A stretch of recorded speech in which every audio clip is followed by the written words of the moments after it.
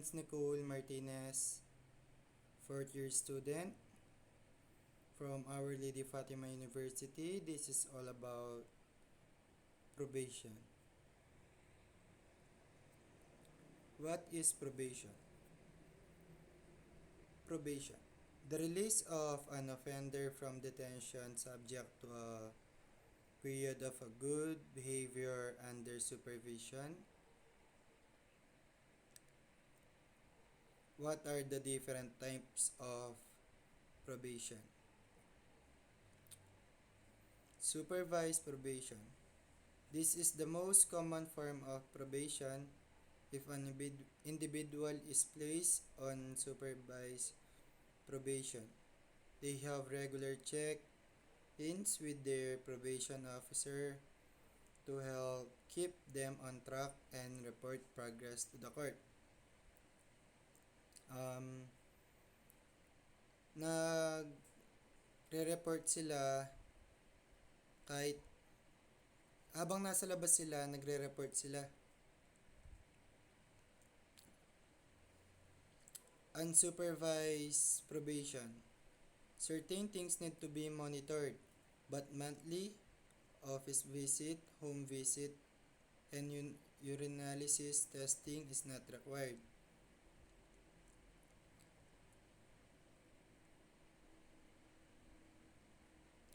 Courtesy supervision.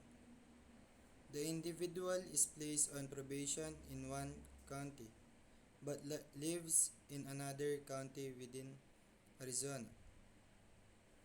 Interstate compact. The individual is not an Arizona resident and was placed on probation is in the Arizona county. With approval, their requirements are transferred and they will complete their probation terms in the state they live. Intensive probation. Monitoring days or night, 24/7 mandatory, weekly office visits where scheduled activities for the week are approved.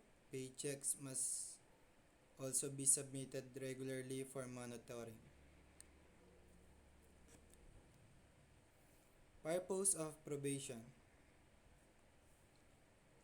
The primary goals of probation are rehabilitate the defendant, protect society from further criminal conduct by the defendant, and to protect the rights of the victims.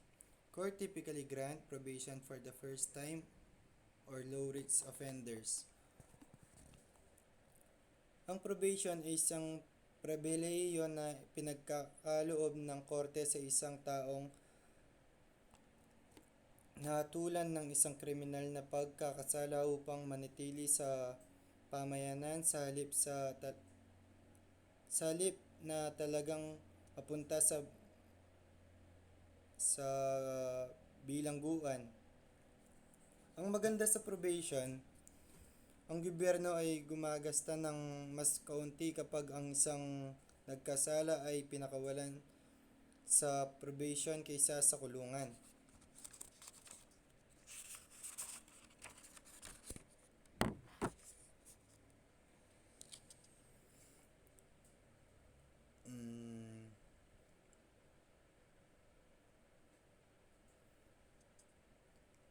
The period of probation, defendant sentence of term imprisonment over more than 1 year shall not exceed 2 years, and other cases period shall not exceed 6 years.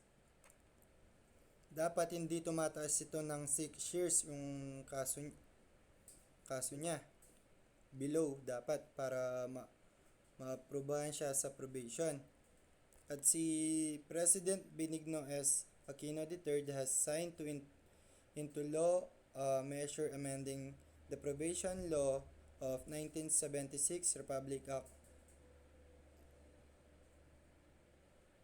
10707, signed on November. In addition, Republic Act 1007 states that the fine discharge of the probation shall totally extinguish his criminal liability as to the offense for which probation was granted.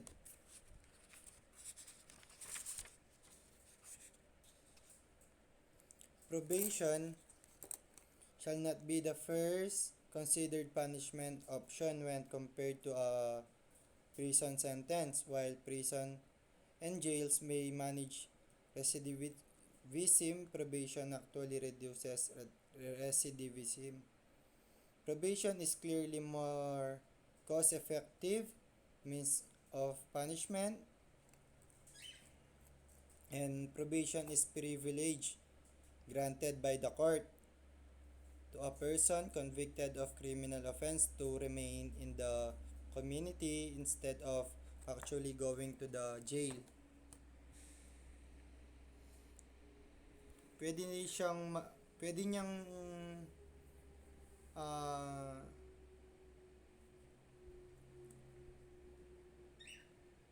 i ano yung ano niya, hindi lang sa kulungan, pwede rin sa community service. Meron din silang weekly report and minsan surprise drug test para malaman kung sila ba'y nagbago na. Who is qualified of probation? Yung mga qualified sa probation.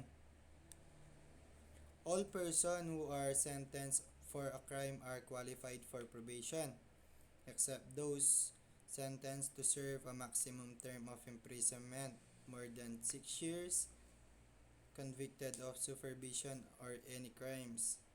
Basta pag heinous crime, hindi ka na makakapag-probation. Ganun lang yan. Who have previous been, halos naman sa probation, drugs yung mga pinapasok ngayon. Yun nga, yung mga meron community service, minsan tumutulong sila sa mga barangay para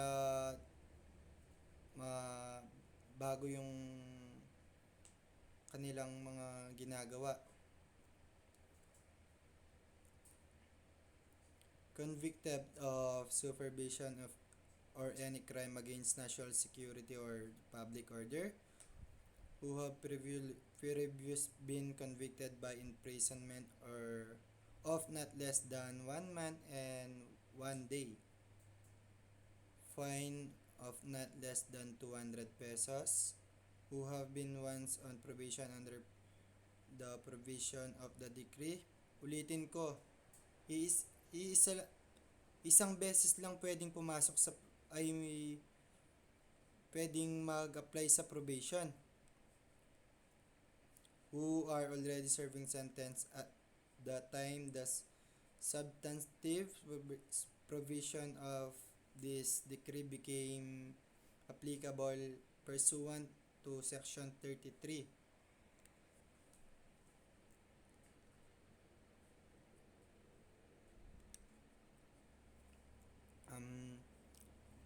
Maganda rin yung probation kasi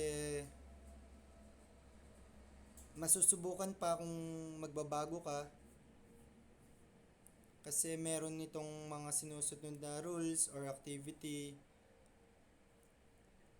para mabago ang sarili mo. Pwede kang mag-community service, join in the barangay activity, ganyan, kaysa sa mapunta ka sa kulungan. Kaya mas maganda yung probation. Yun na po, sir. Okay na. Thank you, sir.